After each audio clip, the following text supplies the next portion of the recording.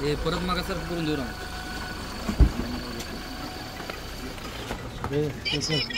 गाडी पुढे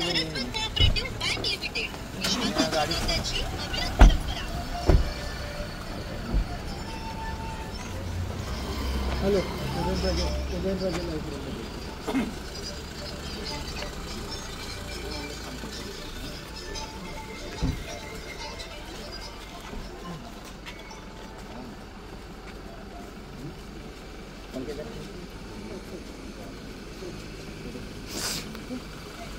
Maria.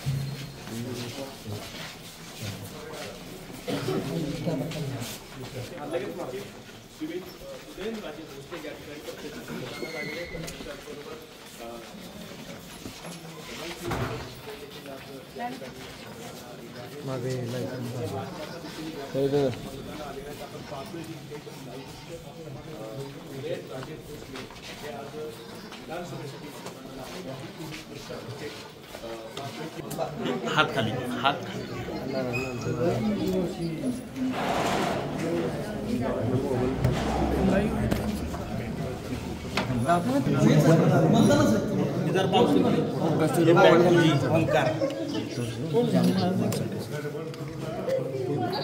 जरा आत द्या ना 2 मिनिटं आज लाईव्ह चालू आहे.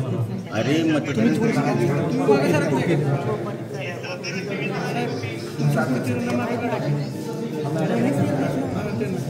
त्या पलीकडे सरकार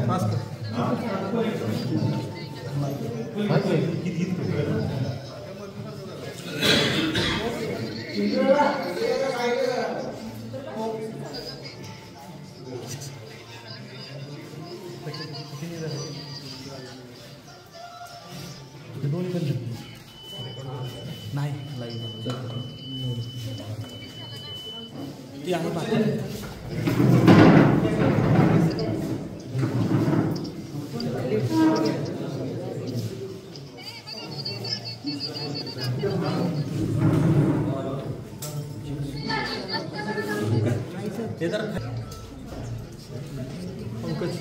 पंकज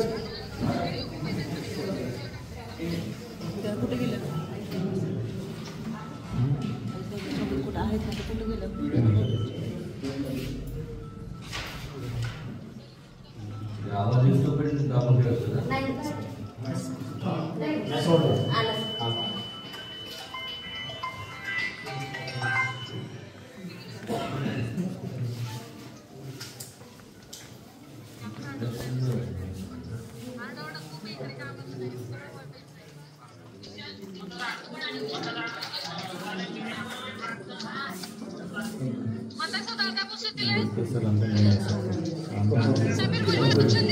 सर कैमरा अंदर नहीं घुस सकते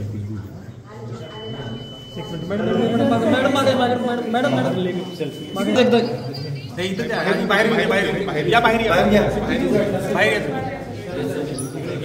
चला बाहेर घेऊ की सगळी बाहेर घेऊ.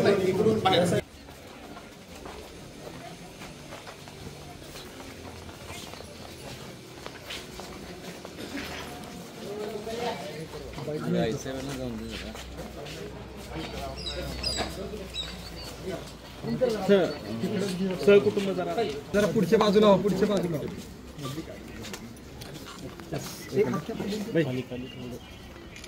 दादा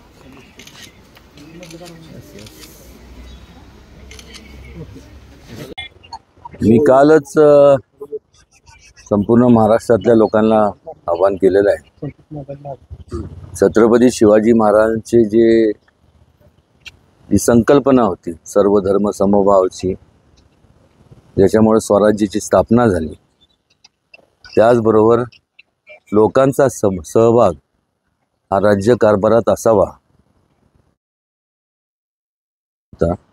म्हणजेच आपल्या सगळ्यांचे दैवत छत्रपती शिवाजी महाराज यांनी हा विचार मांडला।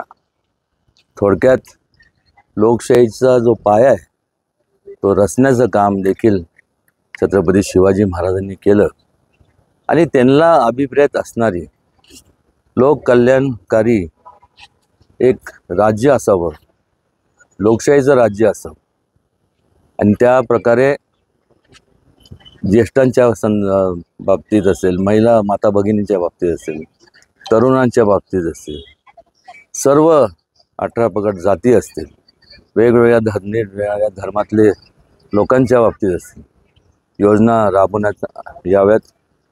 ह्या अगोदरच्या जे काही काँग्रेसचं सरकार होतं, हे अनेक वर्षापासून यांनी केवळ केंद्रात नाही तर संपूर्ण देशाच्या प्रत्येक राज्यात त्यांची सत्ता होती।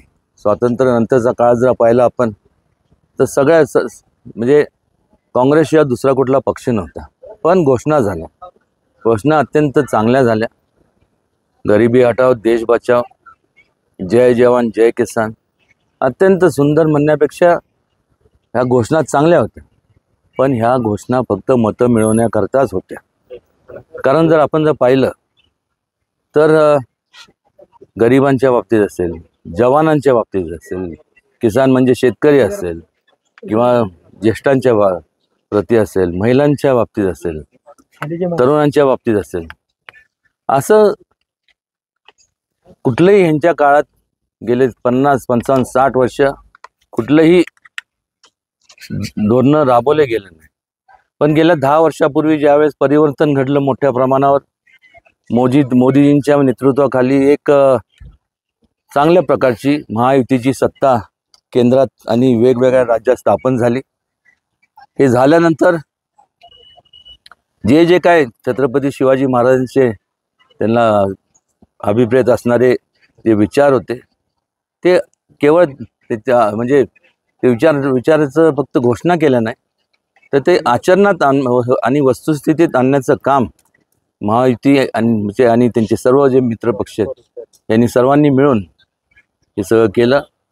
आज लोकांना निश्चितपणे प्रगतीच्या मार्गाने जायचं, अधोगतीच्या मार्गाने जायचं नाही आणि त्यामुळं केवळ सातारा जिल्ह्यात नाही तर महाराष्ट्राच्या प्रत्येक जिल्ह्यात आज महायुतीच्या जे सर्व उमेदवार आहेत, मग एकनाथ शिंदे साहेबांचा गट असेल, अजितदादांचा राष्ट्रवादी असेल, त्याचबरोबर भारतीय जनता पक्ष असेल, मित्र RPI असेल, सर्व मित्रपक्ष असतील, ह्या सर्व ठिकठिकाणी उभा असणाऱ्या सर्व जे काही उमेदवार आहेत ह्या संपूर्ण महाराष्ट्रात त्यांना मोठ्या प्रमाणावरती प्रतिसाद मिळत आहे, हे आवर्जून या ठिकाणी सांगावंसं वाटतं। आणि हा प्रतिसाद केवळ जो मिळतोय तर त्याचं मूळ कारण म्हणजे की लोकांना झालं म्हणजे कामं दिसतात, लोकांना जे अपेक्षित आहेत ते कामं झालेले पाहायला मिळतात। ह्या उलट आपण बघतोय महाविकास आघाडी, तुतारी चिन्ह असेल, मशाल असेल, त्यानंतर अजून हाताचा पंजा असेल, मला सांगा ना पंजाच्या तर बाबतीत काय बोलायचं, त्यांच्याकडे होतं तेव्हा त्यांच्या ऐन पीक जेव्हा तुझा पक्ष होता त्यांनी काय केलं नाही। आणि मशालीच्या बाबतीत म्हणजे त्यांची मशाल घेऊन शोधावं लागतं की बाबा त्यांनी नेमकं कामं कुठं केलेत, एक पण काम नाही। आणि तुतारी तर काय वा, एवढे वर्ष पवार साहेबांनी तर नुसतं घोषणाबाजी आणि ती खिरापत केली, त्याची तुतारी वाजवली, आम्ही हे करणार ते करणार, केलं काय? आणि ऐन तारुण्याच्या काळात ज्येष्ठ नेते पवारसाहेब हे सध्या केवळ महाराष्ट्रात नाही तर संपूर्ण देशभरात सगळ्यात ज्येष्ठ आहेत आणि ज्यांनी ऐन तारुण्याच्या काळात ज्यांनी केलं नाही, आज त्यांच्याकडनं अपेक्षा करणं म्हणजे मला वाटते त्यांच्यावरती अन्याय केल्यासारखं होईल. हे आवर्जून या ठिकाणी सांगावंसं वाटतं. आणि महायुती पुन्हा मोठ्या मताधिक्याने सत्तेत येणार आणि जास्तीत जास्त अजून वेगाने लोकांची सेवा करणार. काय वाटतंय या विधानसभेचा निकाल काय? ऑलरेडी लागल्याच जमाय. म्हणजे ह्या काय संपूर्ण जिल्ह्यातल्या सगळ्या महायुतीच्या जागांचा निकाल लागल्याच जमाय. मला वाटतं की आमदार शिवेंद्रराजे हे सगळ्यात मोठ्या म्हणजे महाराष्ट्रात तरी सगळ्यात मोठ्या मताधिक्याने निवडून येतील. सगळे काल तावरे साहेबांच्या वर जे आरोप झालेले आहेत पैसे वाटलेल्याचे आणि त्याचा परिणाम पूर्ण महाराष्ट्रातल्या निवडणुकीवर होऊ शकतो. काही होणार नाही, कारण की असं काही घडलं नाही. हे सगळं दाखवलेलं असतं. समजा मी एका रूममध्ये बसलोय, मग तुम्ही एखादा येणार ती बॅग आणून ठेवणार आणि मग काढणार, चला फोटो काढा. हे सगळं नुसतं काय त्याला म्हणतात प्लांटेड असतं ना, तशी स्कीम्स असतात.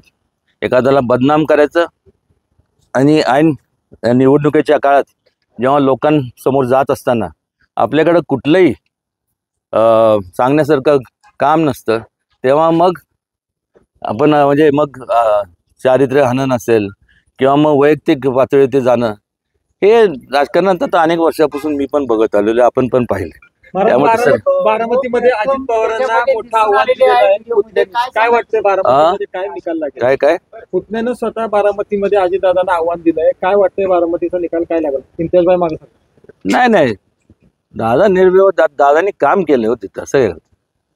आता ते ह्यांचं नाव काय ते योगेंद्र, त्यांनी आयुष्य फॉरेनला काढलं इकडे तिकडे. त्यांनी आपलं तसंच राहावं. ज्यावेळेस काम करायचं होतं त्यावेळेस केलं नाही.